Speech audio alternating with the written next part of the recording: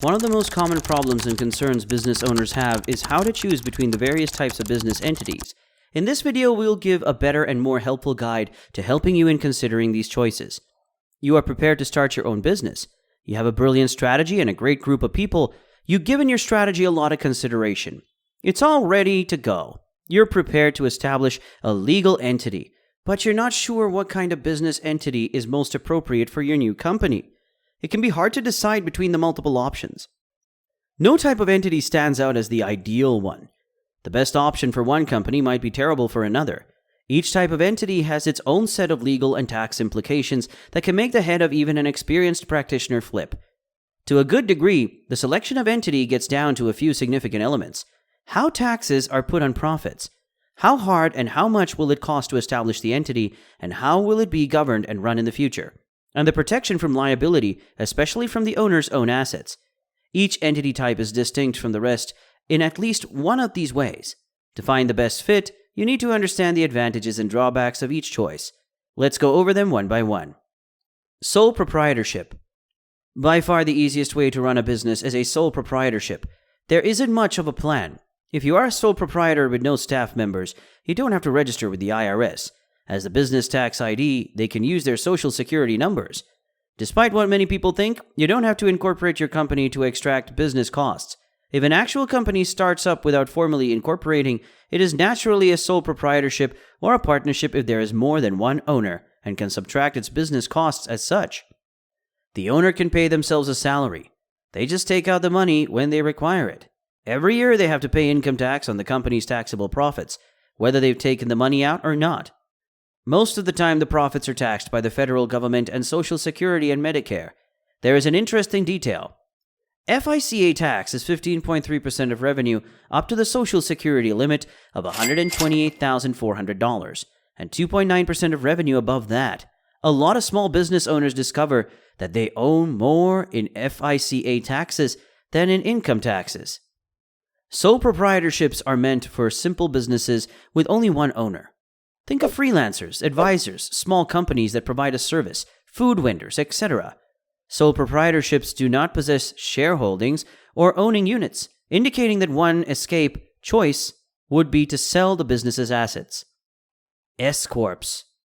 Partnerships and sole proprietorships are less appropriate for large and lucrative firms. S-corporations are ideal for smaller and mid-sized private firms. Before understanding S-corporations, here is a central idea. Pass through.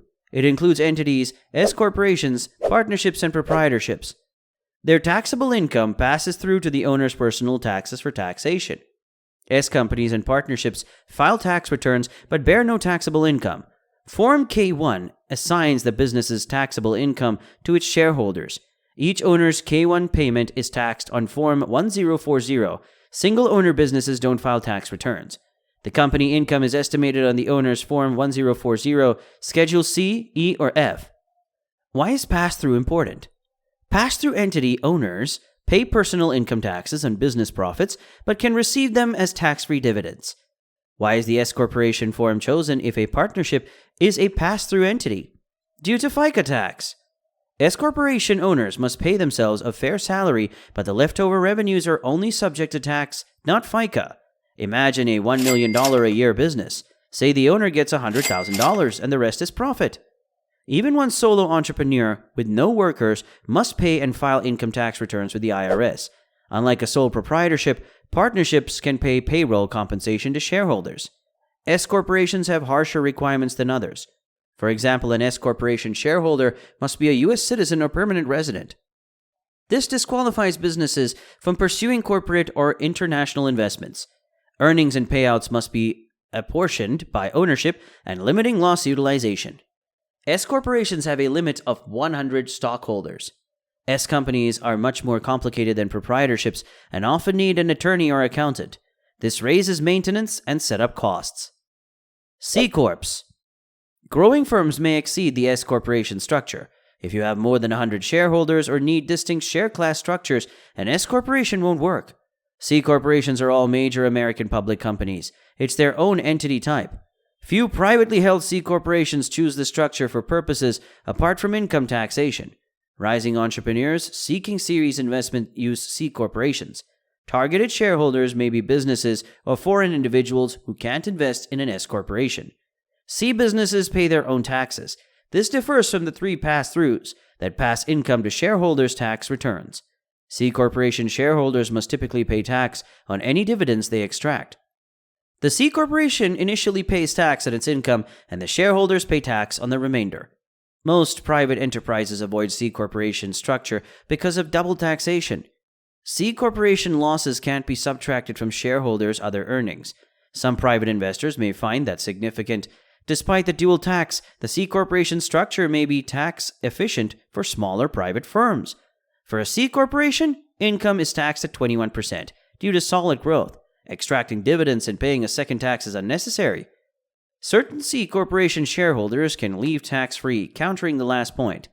In some instances, the C company structure might be tax efficient. The drawbacks outweigh the benefits for most small to medium-sized organizations. The 2018 Tax Cuts and Jobs Act gives C businesses additional perks. This law limits taxpayers' ability to subtract state-imposed income taxes.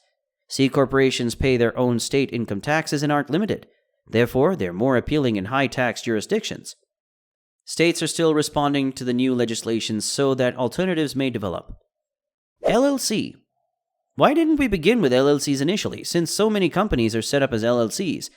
That's just because the LLC is a diamond throughout this list. The IRS does not acknowledge an LLC as a tax-paying company structure since it is only a legal entity.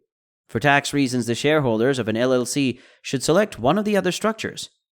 It is okay to set it directly up as any of the 4 tax entities instead of an LLC, so why would anyone select the LLC? To put it another way, why does it appear that mostly every new business today is set up as an LLC? Compared to sole proprietorships, the framework of an LLC actually protects the owner's personal assets from the lawsuit brought by the company. The LL in LLC stands for limited liability, which tells everyone that the holder is not solely accountable for assertions. Overall, an LLC framework is easier to manage than a straight S or C corporation. For instance, actual corporations usually have to grab annual conferences and keep seconds of those conferences. Most of the time, these rules don't apply to an LLC that is taxed as a corporation. Starting as an LLC gives a business the freedom to switch to a different type of business afterward. For instance, one common way is to start an LLC that is taxed as a partnership and then switch to an S corporation when the business starts making money. Taxes don't change because of the LLC umbrella, except in rare cases. Any LLC still has to choose for tax reasons whether this wants to be a C corporation, an S corporation, or a sole proprietorship. So if your company is simple and tiny and you don't anticipate that you'll earn substantially more than a fair wage, you can establish an LLC that is taxed as a sole proprietorship. In this situation, the advantages of being an S corporation probably won't be worth more than what it will cost you to do your own payroll and file a distinct business tax return. If you are beginning a traditional business with co-owners and staff, you can start with an LLC taxed as a partnership and switch to an S corporation when the business begins to make money. This gives you the freedom of a partnership right away and keeps you from paying FICA tax on profits once they come in.